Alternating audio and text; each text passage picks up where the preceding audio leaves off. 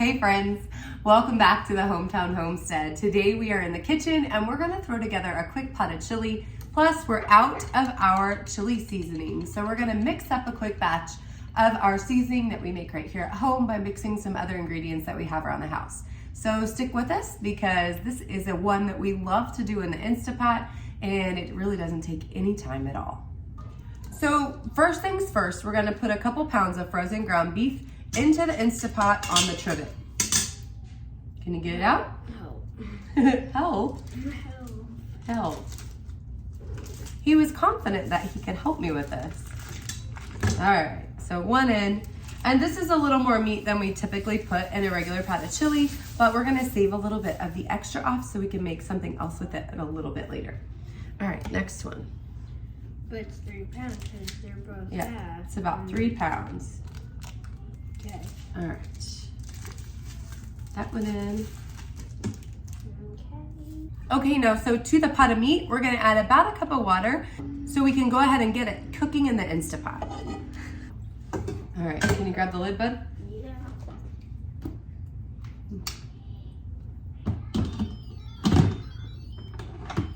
So put on your lid, make sure it's set to sealing. We're gonna go high pressure for 18 minutes. And then we'll come back on this one when it's done. Now, in the meantime, I'm gonna go ahead and get the seasoning prep that we are working on. Okay, so we're gonna go ahead and mix up some of our chili seasoning. So to an empty jar, we're gonna add 3 tablespoons of chili powder, and my assistant over here is carefully measuring. That's actually number 2. All right, so next going in is a tablespoon of cumin. And I have found over the years that we've been able to really customize and make a lot of our own seasonings just by keeping a few basics on hand. So if this is something that you're used to buying all the time for fajitas and taco seasoning and chili seasoning and rubs of all sorts, you can easily make those with just having a few simple ingredients at home, this being one of them. So 3 tablespoons of chili powder, 1 tablespoon of cumin. We're gonna do smoked paprika next. And I actually really love this.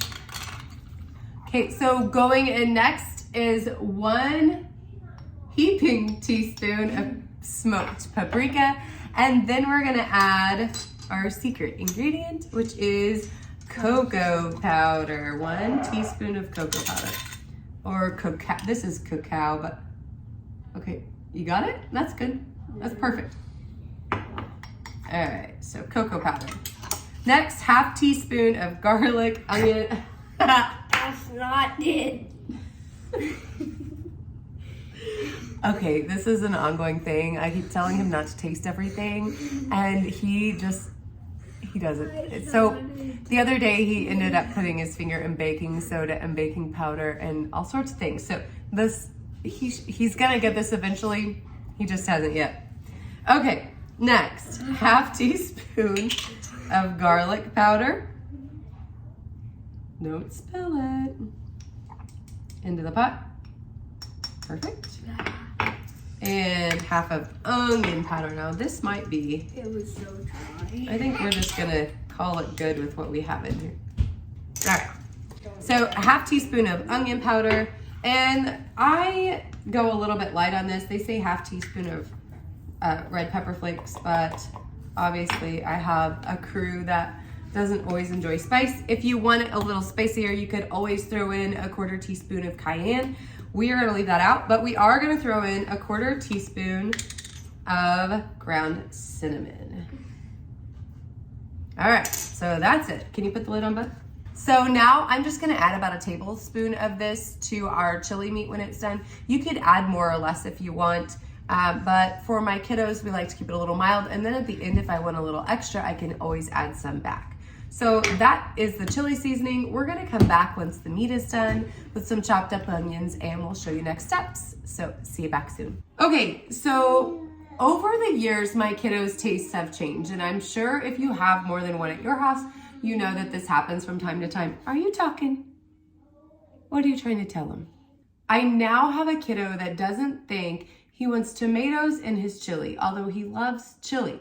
Around the time this started, I had purchased a whole bunch of tomatoes from Sam's, and this was obviously before we decided to garden. What do you think, Jan? And I purchased a whole bunch of these tomatoes from Sam's, and I noticed that while they were diced, they were definitely a lot larger than what we were used to. So I have decided to run them through my food processor for just a bit and pulse them until I like the consistency a little better. And he has been eating his chili at a much higher rate. So we're gonna do that. We're also gonna throw in this jar of home canned tomatoes. I still have a few of these left and I'm planning to run through them, but somebody went in to get salsa not long ago, grabbed the wrong jar, and now I need to get this one into a recipe before they go bad since it's already been opened. So into the food processor, we're gonna mix these to a consistency that we like.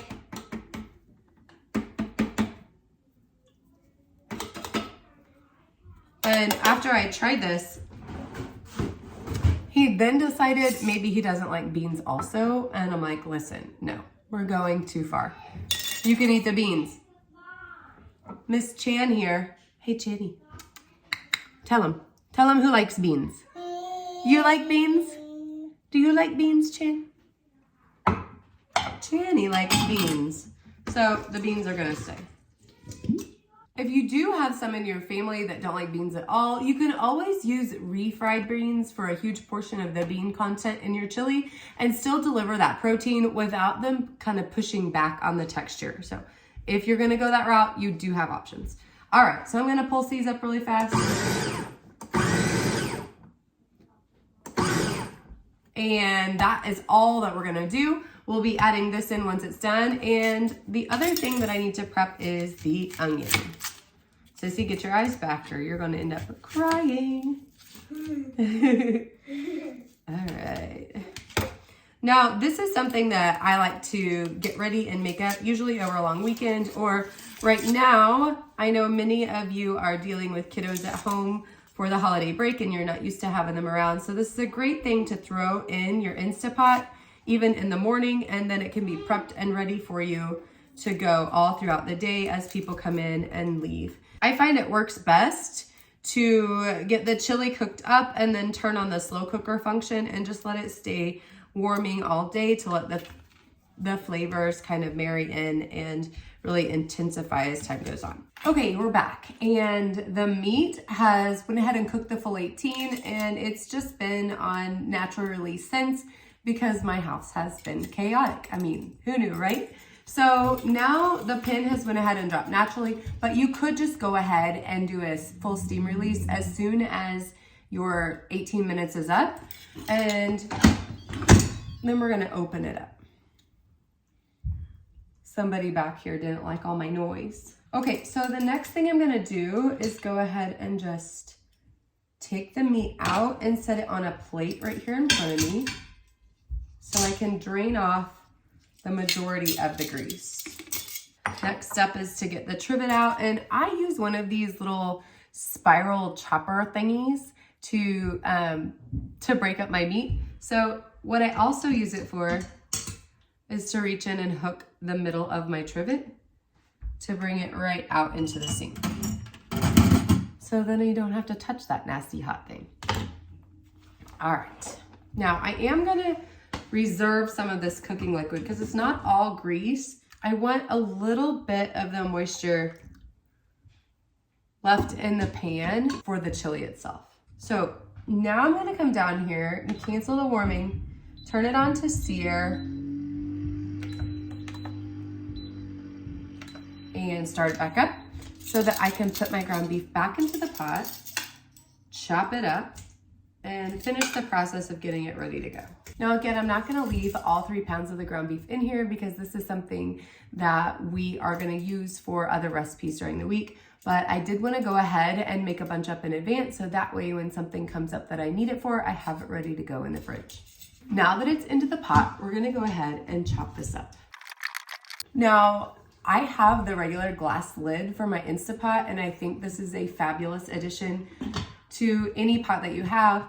But you can use your regular lid if you don't have it. Just set it back on top to keep the steam inside of your pot, which will help it brown up a lot faster. Okay, at this point, my meat is done. So I'm gonna go ahead and turn this off of our sear function. And then I'm gonna take a couple big spoonfuls out to portion off what I wanna keep for later before jumping into adding the onions and the seasonings to go in the chili.